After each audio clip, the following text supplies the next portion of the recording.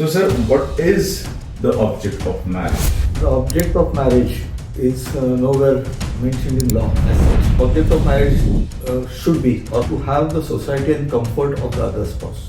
Object of Muslim marriage is to procreate children. A male Hindu was entitled to have more than one wife.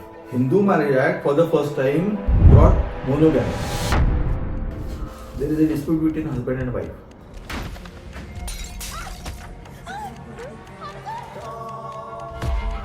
And the husband has reached to a conclusion that this marriage cannot continue. It has to stop. I have to break this particular marriage. In thinking and taking decisions and talking to people and consulting, many husbands waste their time. And in the whole process, the wife files 4 cases against the husband. Instead of all the husband, he is saved in many ways. Father said that I want to meet my daughter. He could meet the child, gave some sweets and everything to the child. Ultimately, meeting ended in a fight between the father and the mother. So I resolved the dispute and said, go away.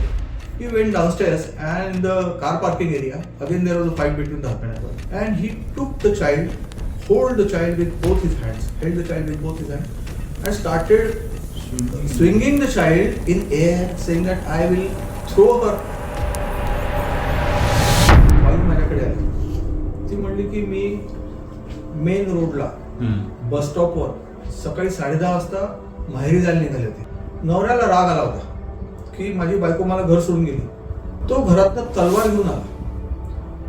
घेऊन आला आणि दुपारी भर रस्त्यामध्ये वाहत्या रस्त्यावरती जिथे वाहतूक आहे, जिथे फुटपाथनं लोक चालले, अशा ठिकाणी त्या तलवारीने त्या बाईवर म्हणजे स्वतःच्या बायकोवर त्यांनी 19 वार केले. 19 वार हे अनबिलिव्हेबल आहे. आणि कोणी तिला सोडवायला गेलं नाही. मग त्याला काय झालं, तो तिथनं पळून गेला आणि हे सगळं घडलं पोलीस चौकी तिथनं अक्षरशः 500 मीटर अंतरावर police.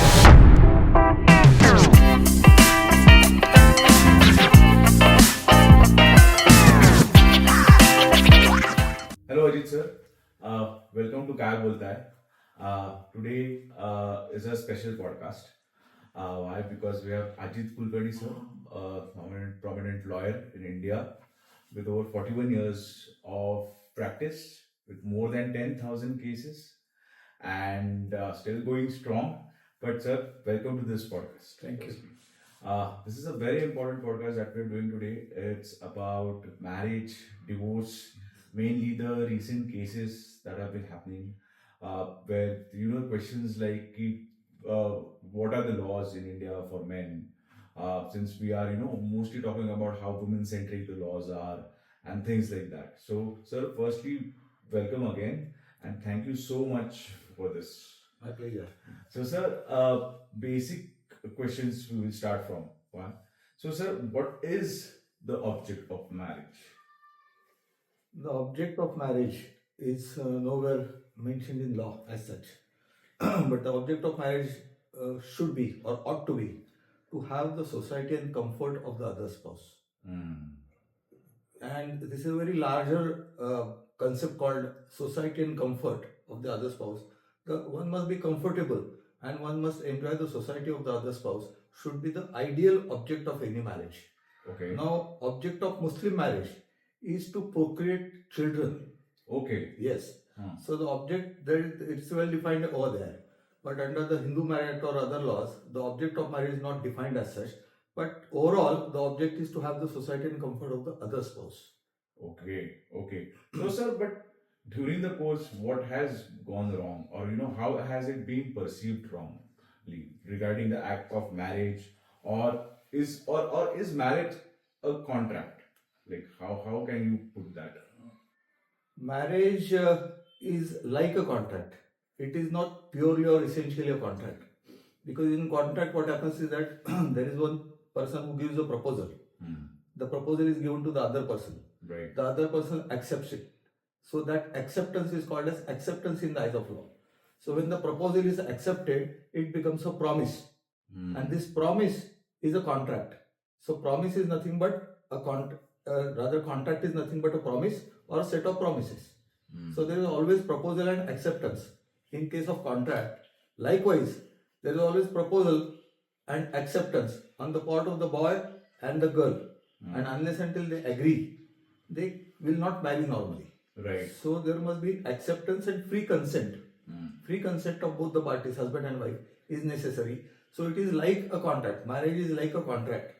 One proposes, the other person accepts, and they decide to marry. So this is like a contract, but it is not purely a contract. Why? Because under the Hindu Marriage Act, essentially it is a sacrament, जिसको हम पवित्र बंधन बोलते हैं. Right. It's a sacrament, and therefore religious ceremonies are required to be undergone by both the parties.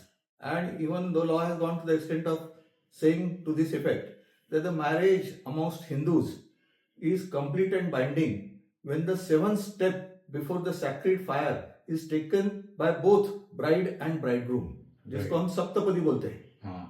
So that is required to be done, and if all the marriage is challenged in the court of law, if the wife goes to the court and the husband says that this is not my wife at all, then in that case she has to prove the fact of marriage.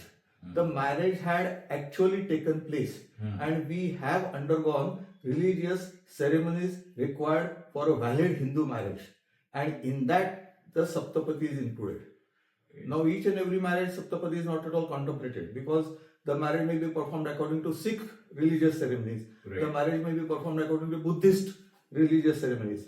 In that case, in those religions, Saptapadi is not included in the religious ceremonies. So if at all Saptapadi is included in your ceremony, then in that case that Saptapadi must be completed. 7 steps before the sacred fire by both husband and wife must be taken, and that's the law. So, but in certain cases, it may happen that a marriage never gets registered. Okay, but in the due course, the male or female, they might opt for a divorce. So, in that case, what happens? Now, registration of marriage in Maharashtra is necessary and compulsory. Okay. That is under the Maharashtra Marriage Registration Act. There is another act called Special Marriage Act. Under Special Marriage Act, even any person belonging to any religion, caste or creed can marry. So one is Hindu, the other is Muslim, one is Christian, the other is Parsi. They can marry under Special Marriage Act. Okay. But for Hindu marriage, essentially both of them must be Hindus. Okay. For Muslim marriage, both of them must be Muslim.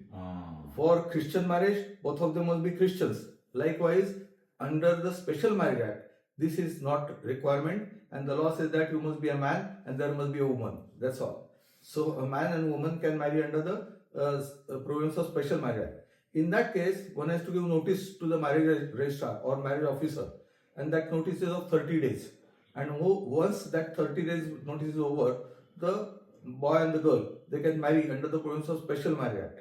And the marriage officer will administer oath to both of them.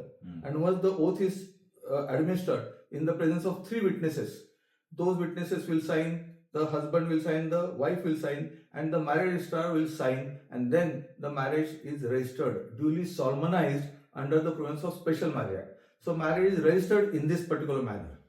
Now marriage may be performed according to the religious ceremonies. Right. Then subsequently it can be registered under the Special Marriage Act. So there is provision for in the law that if you you can marry under the provisions of Special Marriage Act by giving notice. That is, we call it as civil marriage or registered marriage. In common parlance, we call it as. Second is, you get married according to your own religion and then get your marriage registered under the provisions of Special Marriage Act. So that there is the marriage takes place first, and subsequently you register it under the Special Marriage Act. Right. Third category is, I marry under the provisions of Hindu Marriage Act and I register my marriage under the provisions of Maharashtra Marriage Registration Act. So that is totally different. Then I can go and register it at any place provided by the municipal corporation. Okay. So there are regional offices of municipal corporation throughout the city. So you can go and register your marriage over there. 3 witnesses are required, photographs are required, there are certain formalities to comply with, and those are designated as marriage officers. Okay. And you can register their marriage with them. So in Pune, there are 8-10 such offices wherein you can get your marriage registered. Right, right. Okay. Sir, but अगर किसी को faith ही नहीं है marriage में or Hindu में sorry or a religion, there's no faith in that. So in that case, what happens? There are people who say that I don't believe in Hinduism. I'm not Muslim. Neither I am Christian. I don't Correct. believe in any religion. I'm a human being. Huh. I believe in humanity. Huh. There are some people who are of this opinion and they follow that kind of a path. And there is no wrong in that because this is their personal opinion. This is their personal liberty. In that case, obviously, they can register their marriage under the Provisions of Special Marriage Act. Because under the Provisions of Special Marriage Act, religion doesn't matter. Okay. It is not at all required to be mentioned. Right. So religion is not important. What is important is you must be a man and there must be a woman. That's all. Okay. But in again, as you said, as I asked that if there's a chance of getting separated or divorced, and if the marriage is not registered at all, so in that case, what is like evidential? Like, should we produce photos or videos or whatever? Because what happens is there's no evidence only. Then how can a person get a divorce in that case? Correct. So it so happens many a times that marriage is not registered. The consequence thereof might be very serious. And it is therefore necessary that the marriage should be registered. So within a period of 4 months from the date of the marriage, you can register your marriage. Even after 4 months, you could not register your marriage or you did not register your marriage within that stipulated time, you can still, by paying fine, register your marriage. So there is a provision. So after, even if I am married 5 years back, I can today register my marriage. As I rightly said, many times what happens is that we go to the court, parties go to the court. In my case, one of my cases, the lady went to the court. We went to the court, I filed a petition for divorce. The husband came and said that this is not my wife at all. I am not married to her. Then in that case, I had to prove the factum of marriage. Factum of marriage is fact of marriage. Okay. That the marriage did take place and this is the way in which the marriage was performed. So, registration of the marriage, the most important advantage of registration of the marriage is that it provides you a proof of marriage. And once the marriage is registered, it will be presumed that the marriage is performed. Why I am saying it will be presumed? Because even if the marriage is registered, that does not mean that the parties had given free consent to the marriage. The marriage may be performed under force. Right. The marriage may be performed by playing fraud. Marriage is registered, but the consent was obtained by force or fraud, and therefore in the eyes of law, this is not a free consent at all. Right. And the marriage can be annulled. It can be nullified on that ground that my consent was not a free consent. So registration facilitates you a proof of marriage. One can say that once normally parties go to the marriage officer, they register their marriage, subsequently they cannot say that I am not married to this particular lady at all. So that is the biggest thing. And in that particular case, I had to get Pandit, the Pandit who had solemnized the marriage. Okay. Then I had to take his chief examination. I put him in the witness box. Then he had to say that I have performed Saptapadi. And the parties have taken 7 steps before the sacred fire, so on and so forth. And then he had to say that the marriage was religiously solemnized. I have performed all religious ceremonies. And then the marriage was proved. So it was so difficult to prove the marriage in the court of law. Right. You have to get the witnesses that I was present at the time of marriage. The marriage has taken place in my presence. So 3, 4, 5 witnesses you have to get. You have to get photographs. You have to get videographs to prove the marriage wherever the marriage is not accepted. It is denied. Okay. Okay. Sir, what is prenuptial agreement? Why? Because very important question. Because I've been reading the divorce rate in India right now, as compared to the world, is only 1% to the rest of the world. And then we have all these movies and everything where, in Hollywood movies, we see there's a prenup now, which we call it as short form. So my question is prenup, what is prenup firstly? And is it legal in India? First. Yes. Prenup agreement is an agreement between the bride and the bridegroom. Okay. Prior to the marriage itself. When they decide to marry, they say that we are going to marry on such and such date. However, we will determine and decide the terms and conditions of separation beforehand. Okay. So before the marriage is yet to be performed, before that only they decide what will be the terms and conditions of separation. Okay. So if at all we get separated, you will get 50% of the movable and immovable property. I will get 50%, or you will get house. I will get this much of amount. Bank account will be distributed amount. Money lying in the bank account will be distributed in this manner. So there is a proper contract under the Indian Contract Act. That is exactly what is called as prenup agreement between the would-be husband and would-be wife, that is prior to the marriage. Such kind of an agreement in India is not at all an agreement. Okay. In the eyes of law, it is not regarded as an agreement. Why? Because it is against public policy. You do not get married with an object of getting separated. Correct. You never get married with an object of taking divorce. You marry for a union for a particular purpose to have the society and comfort of the other spouse, and therefore such kind of prenup agreement is not at all recognized in India. Okay. However, in some cases, after the marriage, for example, 4, 5, 6, 7, 8 years, the parties are disputing. They say that we will go to a particular person. We commonly in law we call him as an arbitrator or a mediator. Both of them, they have faith in that particular person. They go to him, and then he may say that I will hear both of you. I will determine, decide the issues, and I will settle them, provided that both of you agree that you will abide by whatever I say. And then since both of them have faith in that particular fellow, they will agree that yes, whatever he says is, we will accept that. In that case, there might be an agreement between the parties in writing. Okay. That husband may say that I will pay you 50,000 rupees per month towards household expenses. Right. The wife will say that I will do 1, 2, 3, 4 things.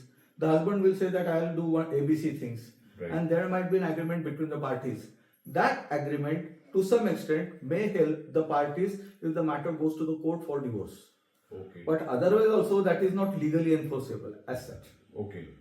So, irrespective of whatever has been agreed to, it can still go for a proper divorce trial. Prenup actually is not at all an agreement in the eyes of law. It is against public policy. It is void. Void is from the inception. It is illegal. Okay. Okay. Sir, whether pre-matrimonial counseling is necessary nowadays? Why? Because all the youth now is thinking, why to get married? Because so many झंझट जिसको हम बोलते हैं वो बहुत ज़्यादा होती है, and then there's the rate of divorce is increasing, the duration in which the parties are getting divorced is also as long as possible in India.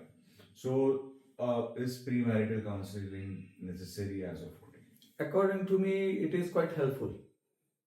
The parties, the husband and the wife, would be husband and would be wife, they are of the opinion that yes, marriage is a simple thing. We are friends for so many years. We will get married. We will remain friends, so on and so forth. So there is no need of any counseling as such because we know each other. Knowing each other is one thing, and after the marriage, shouldering the responsibility as a husband and shouldering the responsibility as a wife is totally different.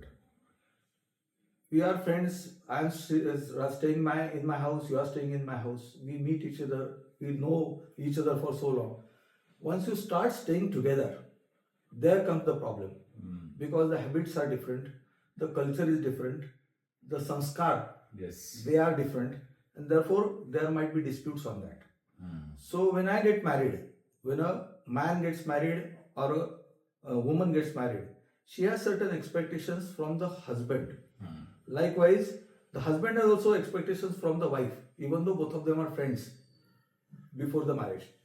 In that case, it is necessary to go in for pre-marriage counseling so that the counselor will let you know what are the responsibilities as a husband, what are the responsibilities as a wife, and secondly, the expectations of as a husband and expectations as a wife. Those can be defined, dealt with, and those can be solemnized, crystallized beforehand. Okay. So after the marriage, you know what is to be expected from the wife. After the marriage, you know what is to be expected from the husband. And then the discords mainly arise because of the non-satisfaction of the expectations. The expectations are not satisfied. I am expecting something, the husband did not do this. I am expecting something, the wife did not do this. So I am not happy with her. So this happiness or sadness in the relationship, that can be avoided if at all you know the expectations beforehand. So in many ways, premarital counseling is quite helpful. Okay. Okay.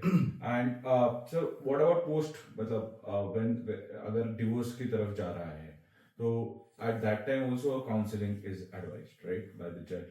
So how is that helpful? Because why? Because they both want to get separated.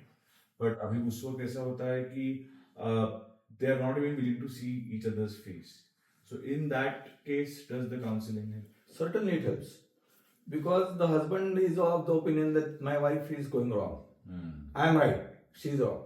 Wife might be of the same opinion, I am right, she is wrong. So actually you might be wrong. And you might be thinking that the other spouse is wrong. So there is a perception. You have to have a proper outlook. You have to identify the problem. And in a fit of anger, or when you are angry with some other person, you are started disliking the other person, that sense of decision making diminishes. It starts reducing. In that case, there must be someone to whom you can go and seek professional advice. Right. Here the professional advice will come to know. The marriage counselor, as a professional, will pinpointedly identify the problem. Many times both of them are fighting, but Right. they are not able to identify the problem. And even if they identify the problem, they identify it wrongly. Right. So the marriage counselor will properly fix it. So the husband might be getting angry with the wife every now and then. Or the wife might be getting angry with the husband every now and then. The husband might not be knowing why this is so. But the cause thereof might be dissatisfaction in sexual relationship. Okay. So you never know. That is the job of the counselor or the psychiatrist to find out pinpointedly what is the problem in the couple. What is the basic problem? What is the basic cause of dispute? Matrimonial discord we call it as. Sir, कुछ examples दीजिए ना इसमें. Now there are cases wherein the husband is constantly traveling. He has to go to Delhi, Bangalore, or he has to go abroad frequently. 4-5 days in a week he is not in the town. In that case, the wife gets frustrated. And whenever he comes, he is always on the laptop. He is busy on his phone, business meetings and talking to his colleagues in the office. So after coming home, also he is tired, and in such a tired state of physical and mental tiredness, he goes to sleep without even asking for the wife, without sharing anything with the wife. And he says, "I am just tired. I need rest." He will go to sleep. He will avoid all these things, talking to the wife, making her comfortable, to give her society, to give her comfort. In that case, irritation on the part of the wife will go on increasing. It will go on accumulating. And in such a case, the wife may start saying that this husband is not at all caring. This is wrong on the part of my husband. In spite of the fact that I am trying to talk to him, he is not ready to open up. So here comes the problem. And this dissatisfaction about sex, not getting proper time, all these factors, they lead to matrimonial discords. Okay.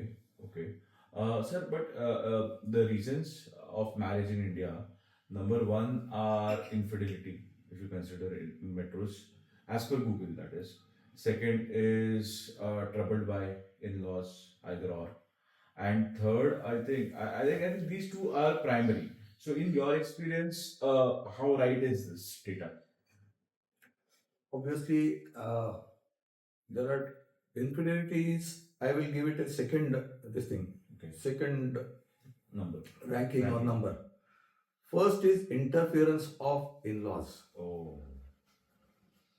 After the girl goes to her matrimonial home, starts staying with the husband, the interference of her parents in the matrimony of their daughter should not be too much.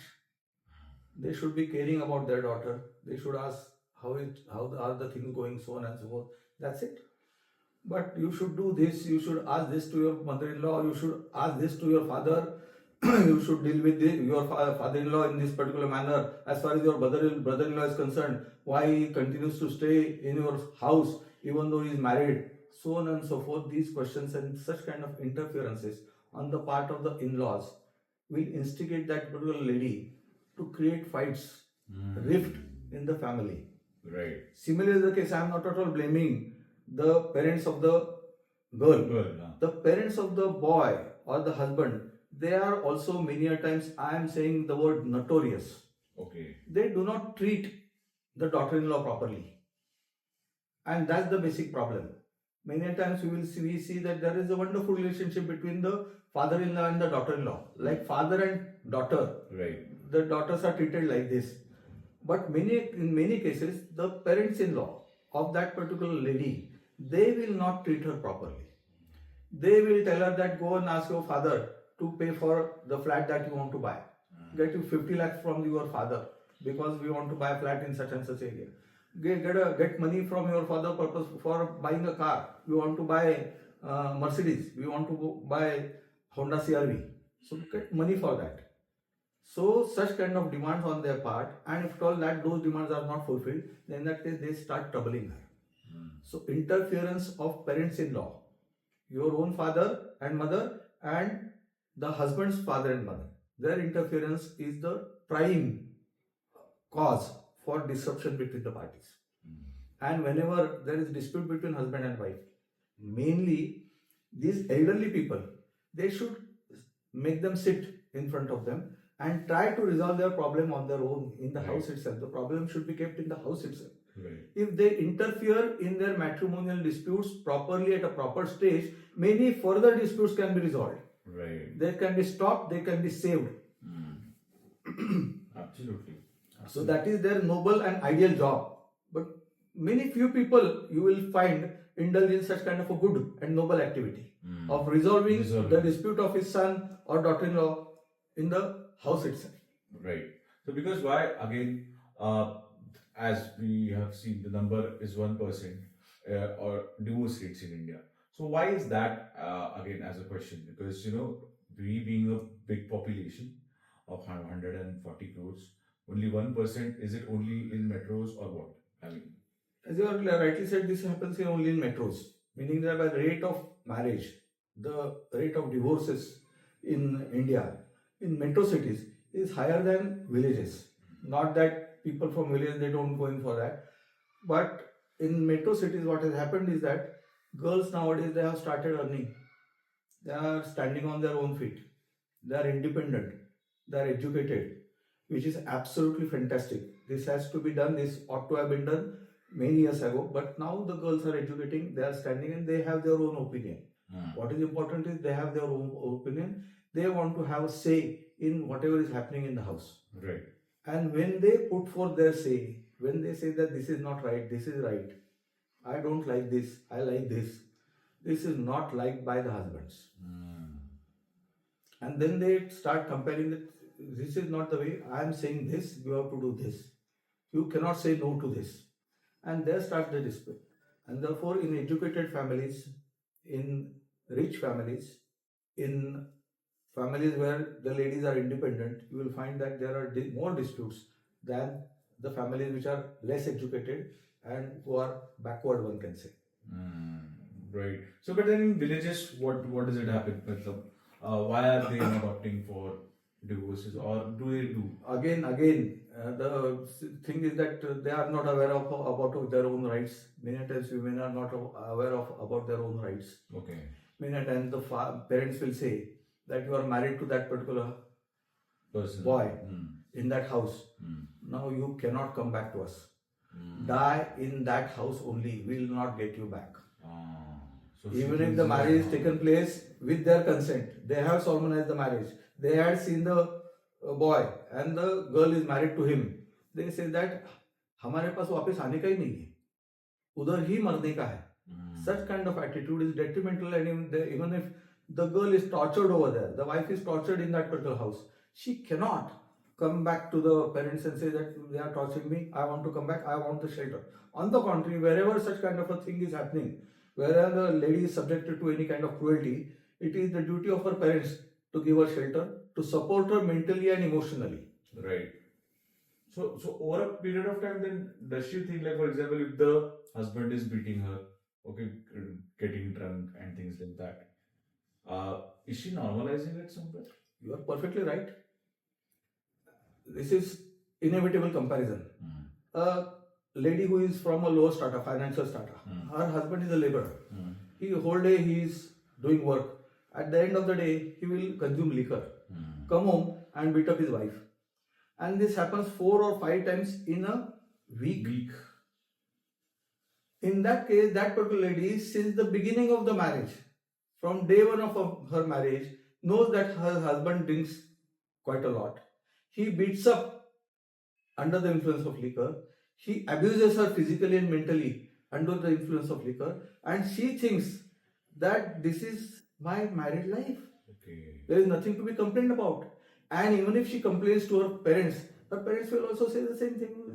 उसमें क्या बड़ी बात है, ठीक है, इससे okay, ठीक है, चलो बाद में होगा बाद में, सुधरेगा. That's the attitude. Right. But this attitude or this kind of thing is not there in an educated family. The husband will not drink on every day. He will not drink on every day. He will not beat up his wife 4 times a week. But there are cases wherein this is also done. But normally this happens in all lower strata, this labor class. We see with your own eyes. We see this happening. This doesn't normally happen in an educated family. Family having good financial background. It doesn't normally does not happen. Sir but एक main सवाल है, love marriage जिसे हम बोलते हैं, ठीक है, and their arrange marriage. And now अभी हम ये देख रहे हैं कि लव मैरिजेस के डिवोर्सेस सबसे ज्यादा हो रहे हैं देन अरेंज मैरिज. तो सर इसके पीछे का क्या reason? Now, love marriage and arranged marriage. In case of love marriage, as you know, you are in love with the other girl or a boy, as the case may be, and you decide to get married. So we call it as a love marriage. In case of arranged marriage, you get married to each other. You see them for the first time, and many times it is said that it is very strange that you have to marry a stranger. In case of arranged marriage, you are practically marrying a stranger. You don't know that boy or a girl prior to that. But subsequently, when they start staying together, in case of arranged marriage, when they start staying together as husband and wife, by their association, they start loving each other. The same happens with friendship also. Right. If you get to know some friend, a person, subsequently you come to know with that particular person, you are interacting with that particular person, you start liking that person, and then you start loving that person. He is my best friend. His friend, she is my friend. He is my friend. So friendship is also likewise culminated into love. So this is association, rather love coming out of the association.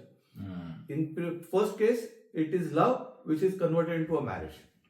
So form of marriage, I always say, is not important. Okay. In a sense that be it a love marriage or be it an arranged marriage, what is important is subsequent to the marriage, you must be able to have a happy married life. Right. And when you say love, as a lawyer, can you define love? If at all you ask me, can you define love? Yes, sir. Please, we would like to define. Can you define love? Yes. So your love cannot be defined. No law can define love, or no one can define love. Love has many aspects. It's a concept which has a wide connotation. However, as a lawyer, I always try to find out ingredients of each concept.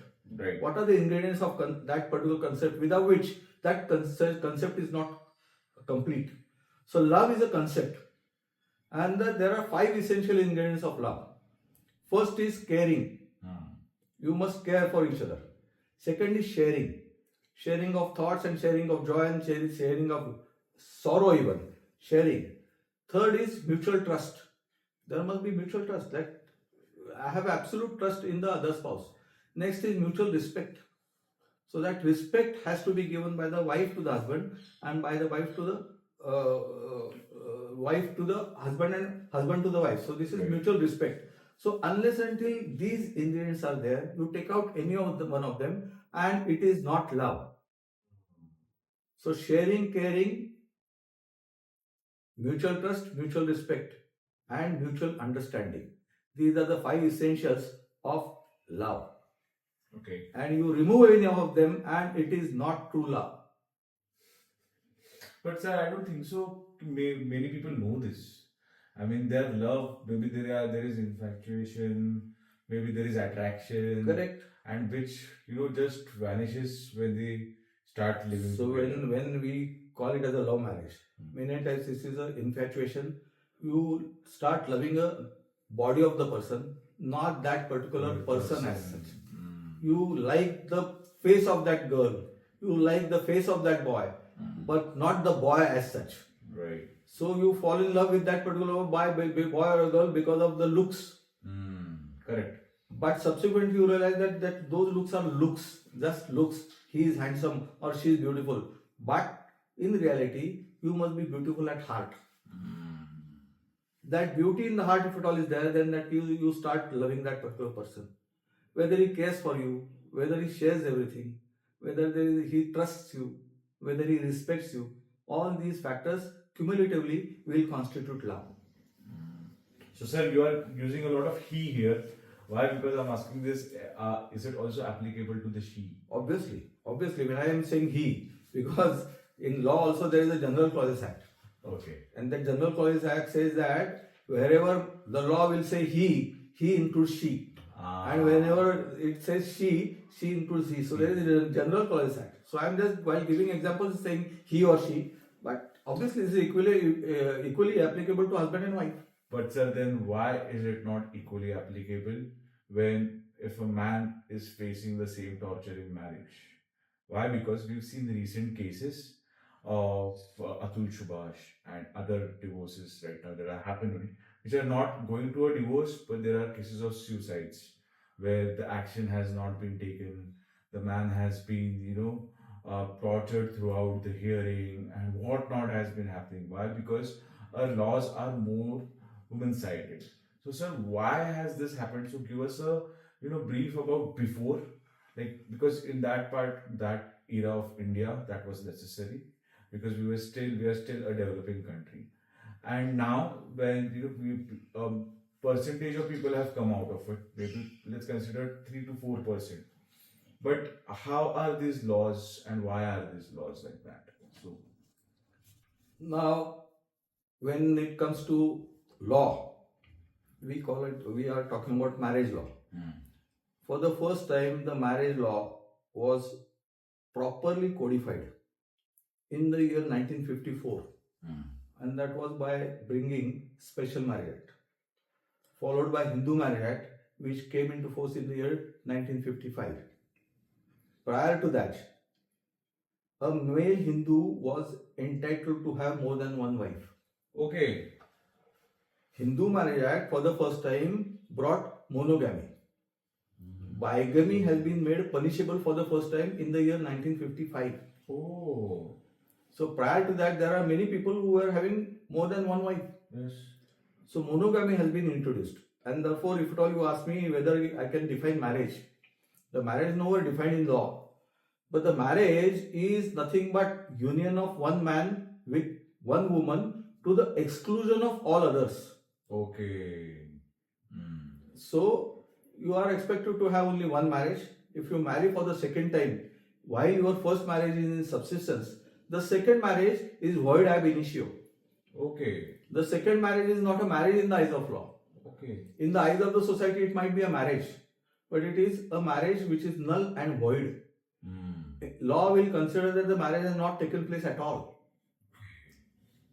So whether second wife is entitled to get anything, the law answer is no. The second wife is not entitled to get any right arising out of matrimony. Whether she is entitled to get divorced, the answer is no. Why? Because your marriage has not taken place. Where is the question of divorce? So the second wife, while marrying, the girl or the boy, as the case may be, should actually inquire about all the things. Right. Whether this particular man is married elsewhere, what are his credentials, so on and so forth, and then get married, because there are cases wherein girls are deceived like anything.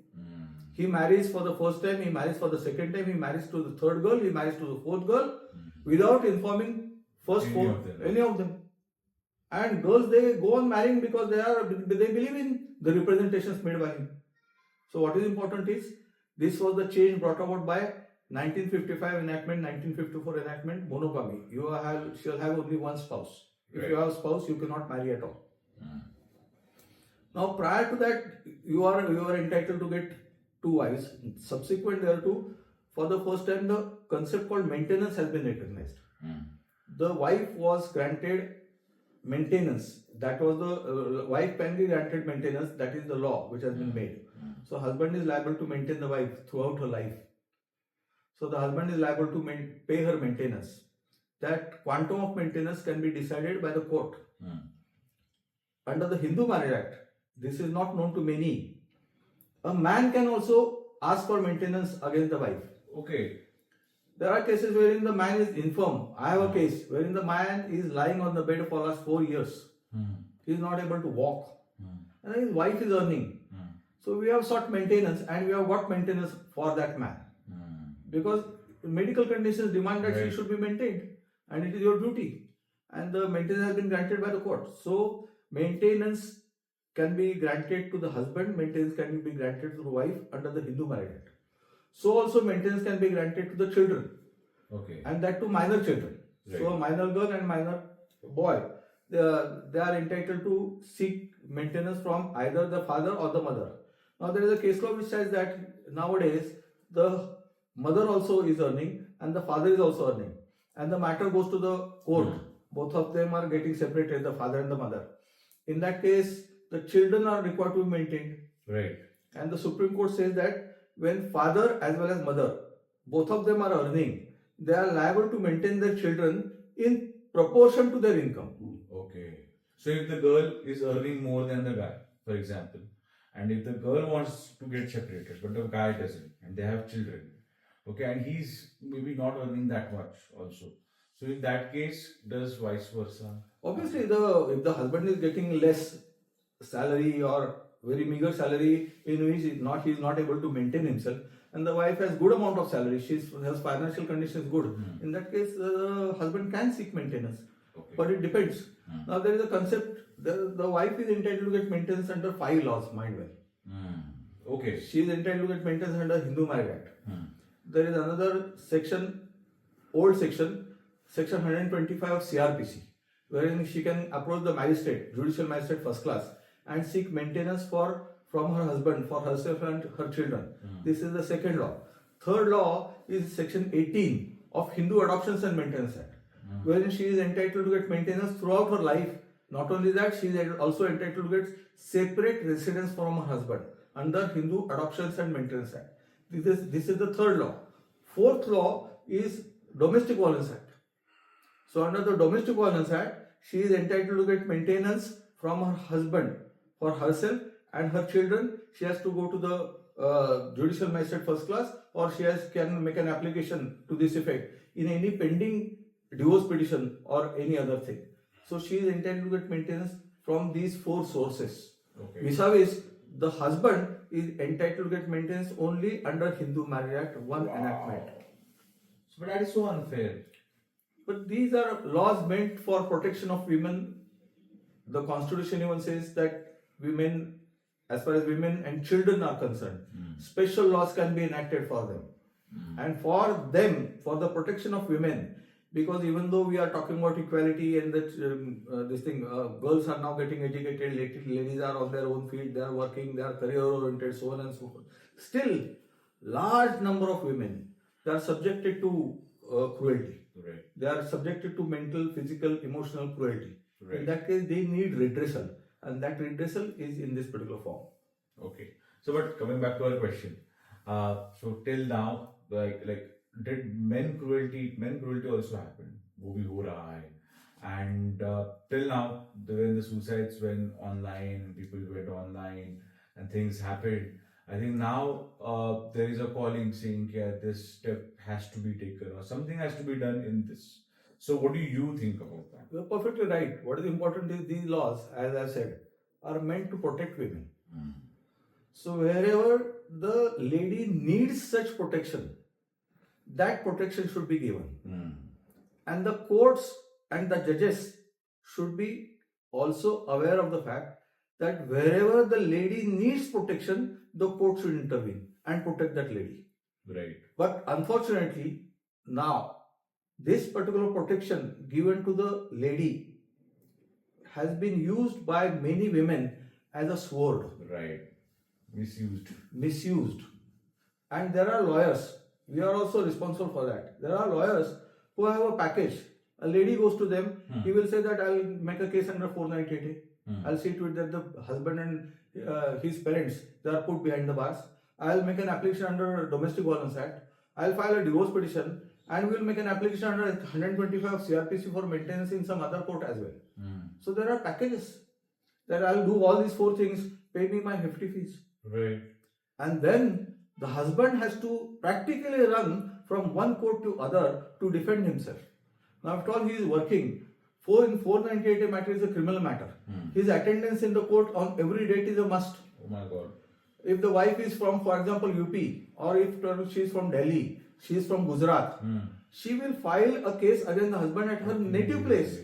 So the husband has to go from Pune to Navsari, from Pune to Delhi, from Pune to Bangalore, or from, and the husband practically has to, now in that case also, wherever that particular man has committed suicide, he was required to run from pillar to post. At 4 places he was defending himself. Yes.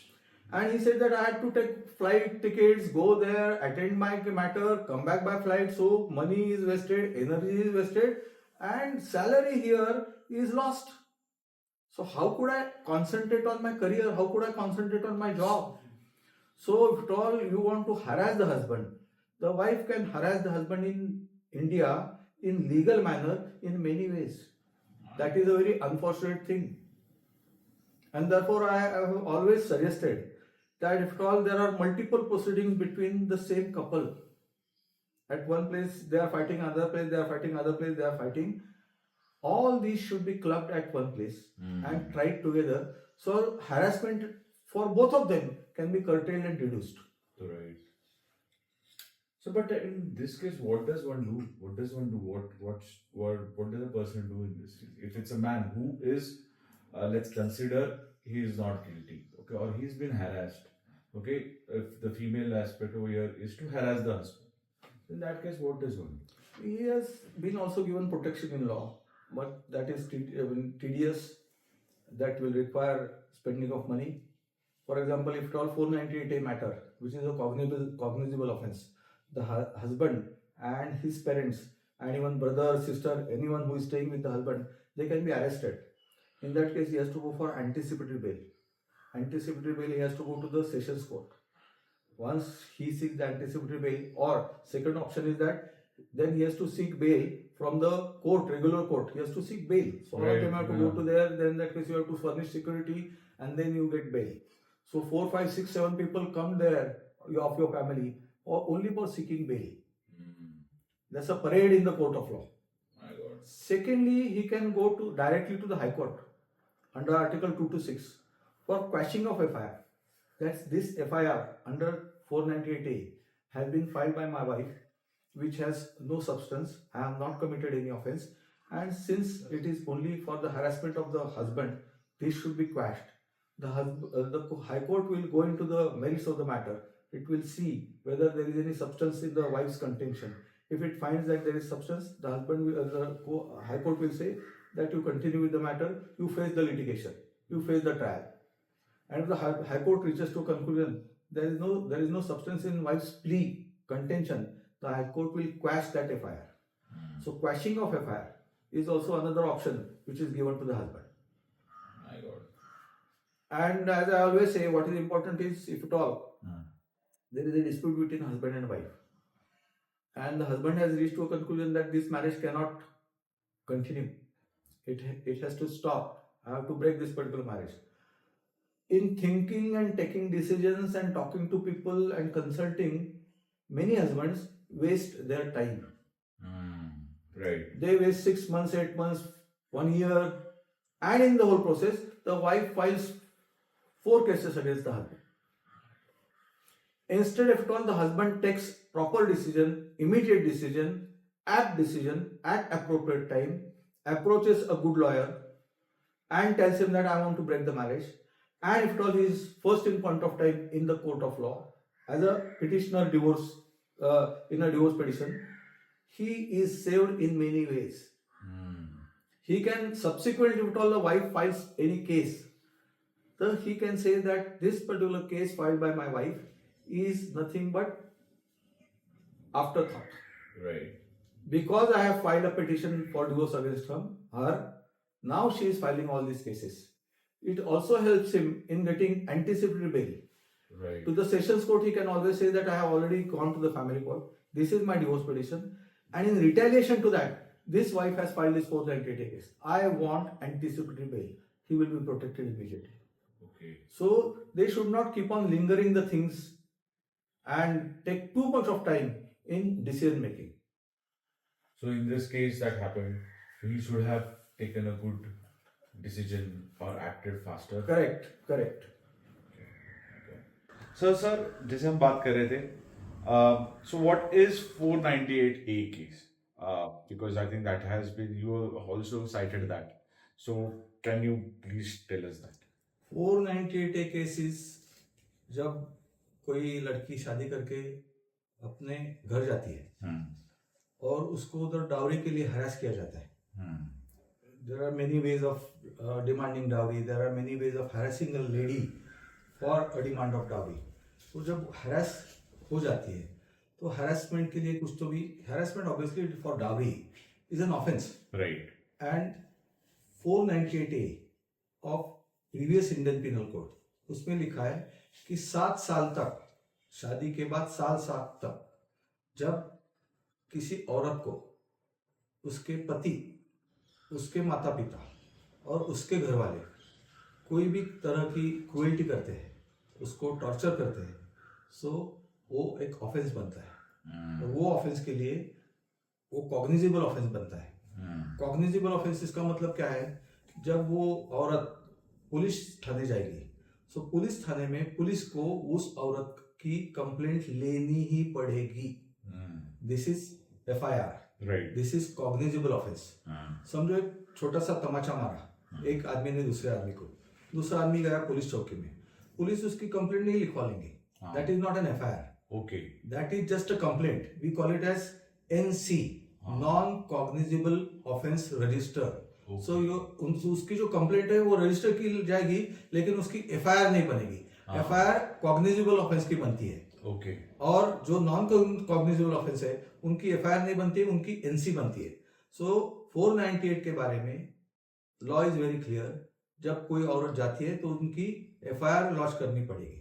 Now supreme court ने ऐसा भी एक judgement में बोला है कि immediately जब कोई औरत जाती है, वो दाखिल करती है कि वो बोलती है मेरे हस्बैंड में उसके माता पिता मुझे टॉर्चर कर रहे हैं, ट्रबल कर रहे हैं, so I want justice, they should be arrested. So previous law was that they could be immediately arrested. उनको इमीडिएटली अरेस्ट होती थी.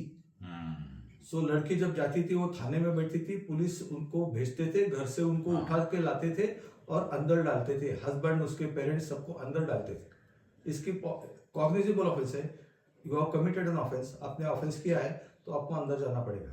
Then subsequently on the following day उनको कोर्ट में पेश किया जाएगा और कोर्ट में उनकी जमानत होगी या नहीं होगी. नहीं तो वो 3, 4, 7, 8, 10 दिन, महीना जेल में ही बैठते हैं. सब लोग जेल में ही बैठते थे. सो सुप्रीम कोर्ट का जजमेंट आया. सुप्रीम कोर्ट ने बोला ये इमीडिएट अरेस्ट ऐसे जो आप करते हो वैसे मत करो, काउंसलिंग करो. सो 15 दिन उन्होंने दिए कि आप इन्वेस्टिगेट करो, काउंसलिंग करो. हस्बैंड को बुलाओ, उनके इन-लॉज को बुलाओ, तुम्हारे माता पिता को बुलाओ, उस औरत का क्या कहना है, हस्बैंड का क्या कहना है, उनका सबका क्या कहना है, ये सब करो और एज फार एज पॉसिबल उधर ही सब मिटाने की कोशिश करो. कॉम्प्रोमाइज, जो भी कुछ झगड़ा है वो मिटाने की कोशिश करो. वो हुआ तो ठीक है, नहीं हुआ तो कॉग्निजेबल ऑफेंस करके उसकी FIR बनाओ और उसका रजिस्टर करो और बाद में सब आप उनको अरेस्ट करना है नहीं करना है ये डिसाइड करो. ये सुप्रीम कोर्ट के जजमेंट के बाद आया है.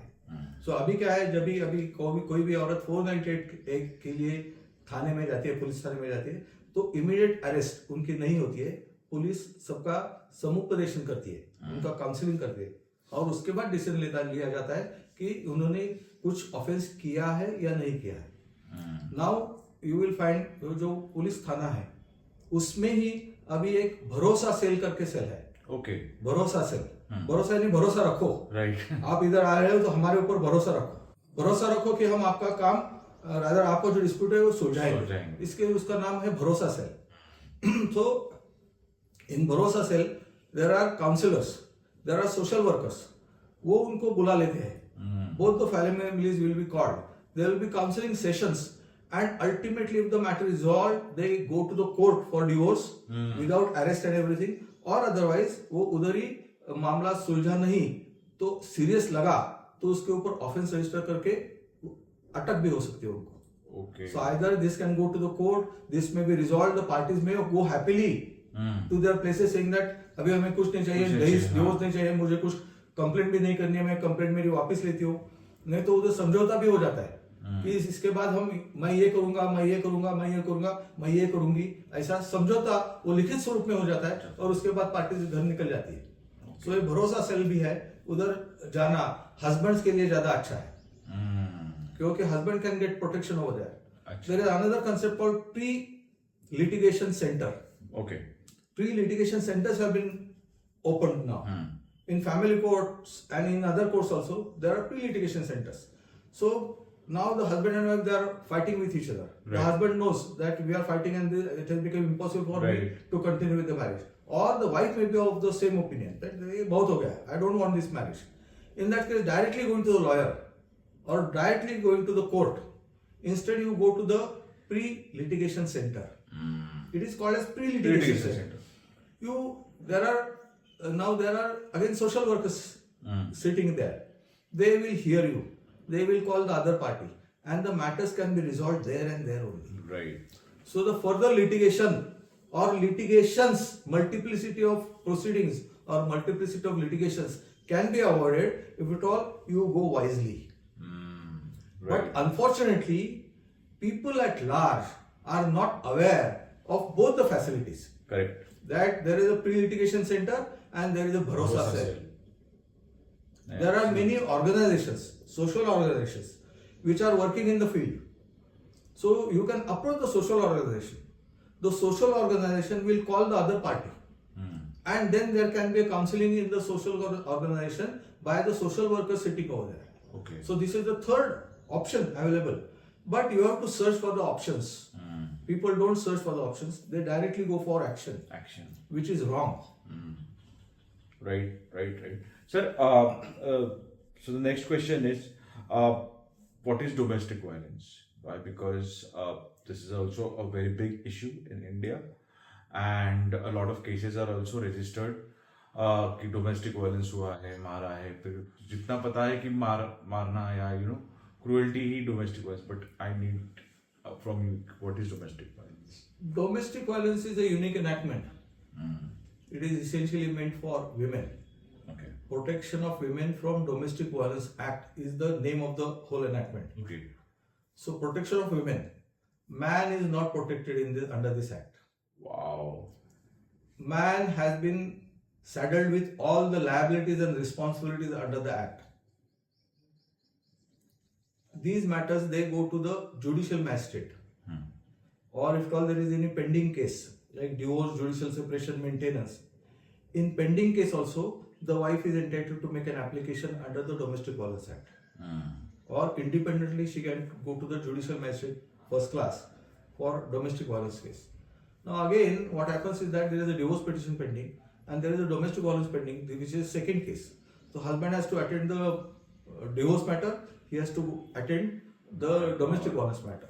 Then she might file an application under section 120 of CRPC for maintenance. He has to go there. So he can again approach the High Court, and the High Court says that if there is a petition pending before the family court or civil just senior division, then in that case the domestic violence matter can be transferred to the family court. Okay. And the divorce matter and domestic violence matter can be clubbed and can be heard together, so that the litigation expenses are saved, time is saved, and energy is saved. So that can be done. Now, domestic violence normally, as the name denotes, is violence committed by man or his relatives on a woman. Okay. Domestic violence. So it is cruelty. Now, cruelty cannot be defined. The Supreme Court says that it is undesirable to define cruelty. As I always give an example, a slap by a laborer to his wife in a drunken state, and a slap by Rajesh Khanna to Dimple Kapadia. The act is the same, but the effect is diagonally opposite. So the act may be same, but the effect is totally different. So it depends upon financial status, Right. then your upbringing, then your own thinking, the way in which you think about your own perspective, then the environment in which you have been brought up, the environment in which you have been staying, your current state of affairs, all these things do matter as far as one act of slapping is concerned. Wow. Simple example. So I may treat that slap as my insult like anything.